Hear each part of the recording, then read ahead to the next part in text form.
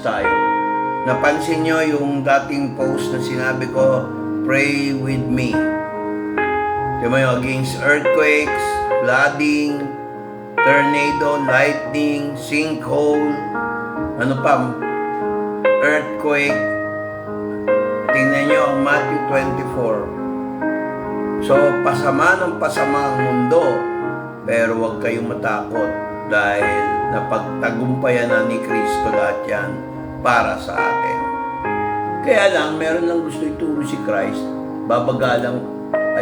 bibilisan ko lang sa isang senaryo na nagkaroon ng problema yung mga Galileans at yung mga taong Galileans naman na walang problema.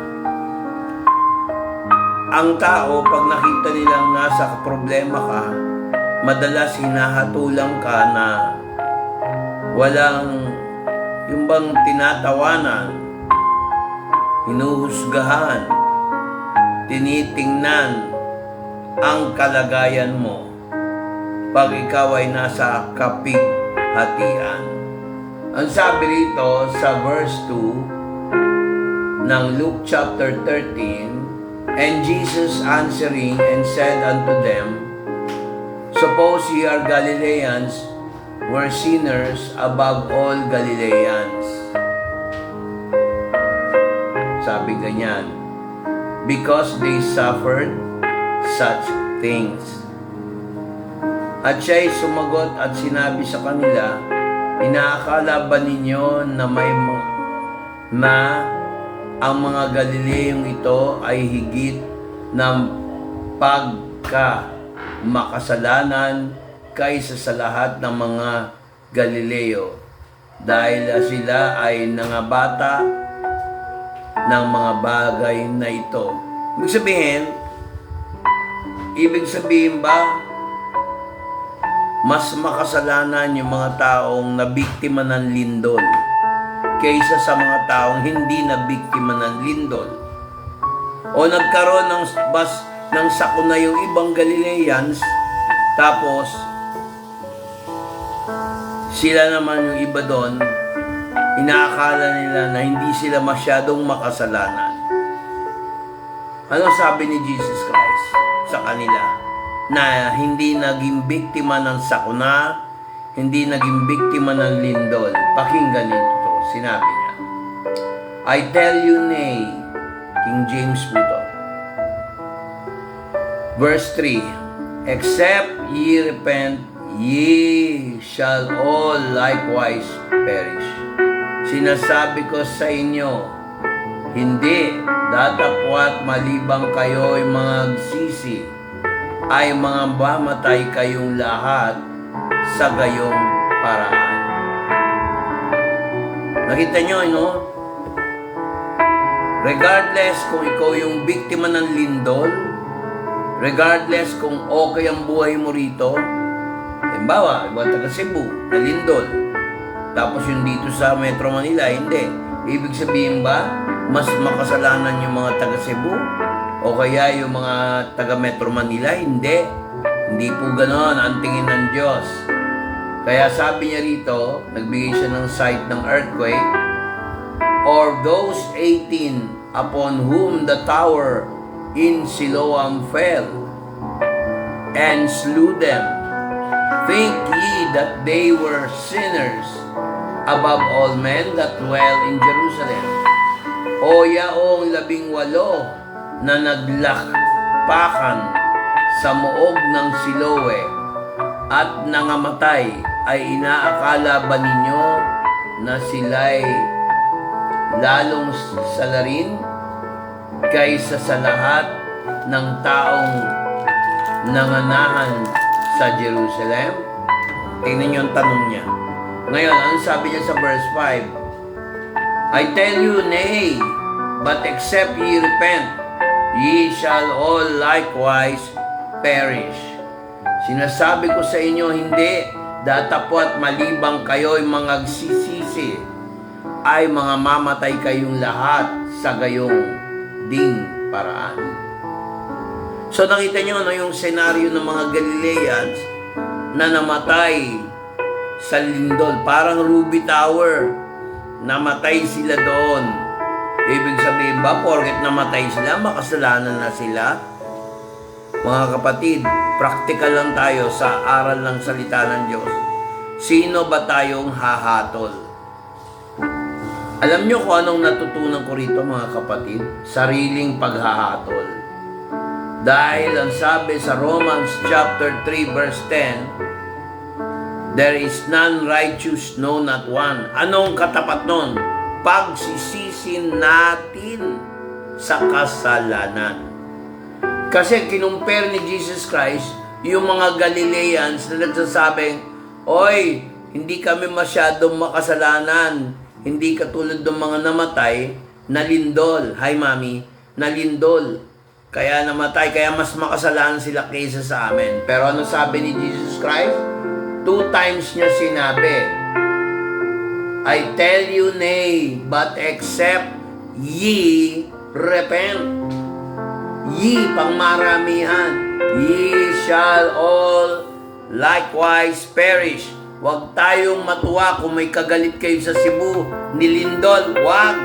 Binigyan ka ng chance mabuhay. Sa Metro Manila, hindi lumindol. Dapat tayong magpakumbaba. Dapat tayo magsisi. At may pangako ang Diyos, didinggin niya ang panalangin. Karamihan ngayon, ayaw ituro ang repentance. Nakakalungkot mga kapatid. Ano ang tip? Si John the Baptist dumating ho, nagpabautismo ng mga tao sa kanya. Sabi niya, ito ay bautismo sa tubig para sa pagsisisi. I will baptize with water unto repentance. Mga kapatid, ito na yung panahon habang buhay pa tayo. Habang maganda pa ang ating kalagayan or masama ang kalagayan, minsan nga mas nakakaintindihan Diyos pag masama kalagayan mo. Kasi nakita mo yung limitasyon mo. O limitasyon natin, nakikita natin. Kung ganun nga. Pero anong gusto ng Diyos, mga kapatid? Magsisi. I tell you nay, but except ye repent, ye shall all likewise perish. Sinasabi ko sa inyo, hindi, datapwat malibang kayo'y magsisisi, ay mga mamatay kayong lahat. Gayon ding paraan. O halimbawa, tinawanan mo, buti nga, nalindol sila. Mga kapatid, tandaan nyo yung sinabi ni Jesus, babawi yan ang Panginoon. Hindi po pwede yung hindi tayo nagsisisi. Tapos sabihin natin, ay ako, hindi ako masyado makasalanan. Yun talagang, excuse me to use the word, yun mas tarantado sa akin. Mga kapatid, tama ba yun? Walang banal ni iisa. There is none righteous. No, not one. The best niya mga kapatid, magsisi tayo ng kasalanan. I hope this serves a good lesson. Verse 2 to 5 says, and Jesus answering and said unto them, suppose ye that these Galileans were sinners above other Galileans because they suffered such things? Sipin nyo yun, ha? I tell you, nay, except ye repent, ye shall all likewise perish. Sa verse 4, of those 18 upon the tower of Siloam fell, and slew them. Think ye that they were sinners above all men that dwell in Jerusalem? Sipin nyo, nagtanong ang Lord. I tell you, nay. 2 times yan, ha? Verse 3 and 5.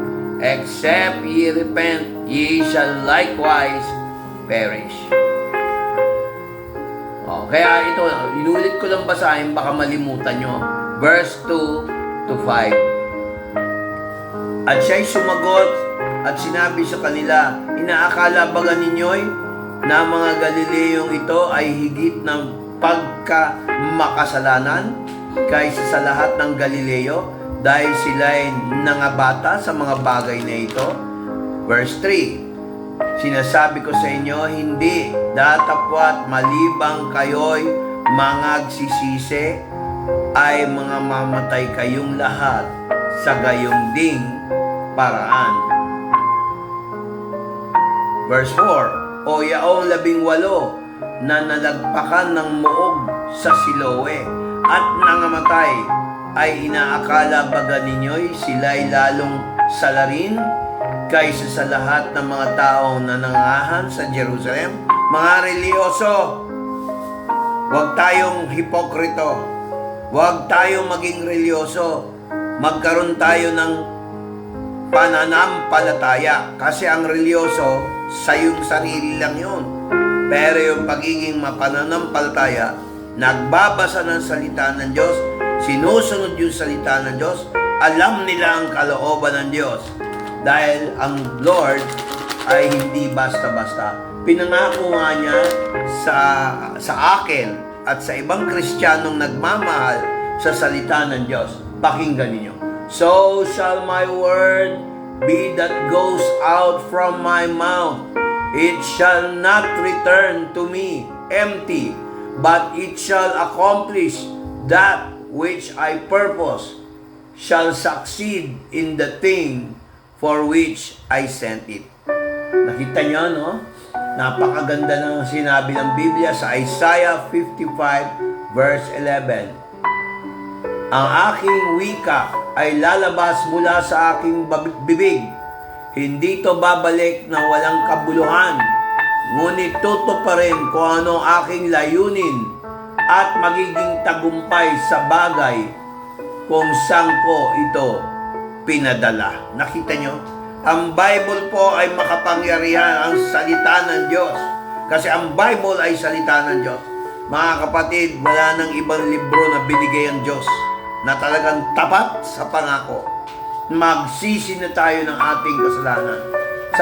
Sabi nga ni Pablo, ikwento ko na lang sa 1 Corinthians 1:17-25. Ang salita ng Diyos ay hindi nakukuha sa galing ng pananalita o sa dami ng mga verses na alam mo. Alam mo kung ano? Makapangyarihan to sa taong nananampalataya, nagsisisi ng kasalanan. Kaya tayo, mga kapatid, sinabi ko tayo, hindi kayo, hindi sila, hindi ako, hindi ikaw. Tayo. Dapat panatilihin natin ang kaligtasan, ipamuhay natin. Magsisi tayo ng kasalanan. Hindi natin kaya magbago mag-isa. Hayaan mo ang Holy Spirit sa pangalan ni Jesus, baguhin ang suliranin ng buhay natin. At kung tayo naman, mga kapatid, ay may kakayahan tumulong sa mga biktima sa Cebu o kaya dito sa Taal, wala naman na biktima sa may Taal, pero pag-pray natin sila. Kasi mga bagay na hindi natin kaya, Diyos lang ang makakagawa. Kasi, kaya gusto ni Lord, Diyos lang, kasi ang tao, pag nakatulong, minsan nanunumbat, nagyayabang pa. Umiihip ng trompeta. Yung kayabangan, alisin sa katawan, alisin sa ating isip.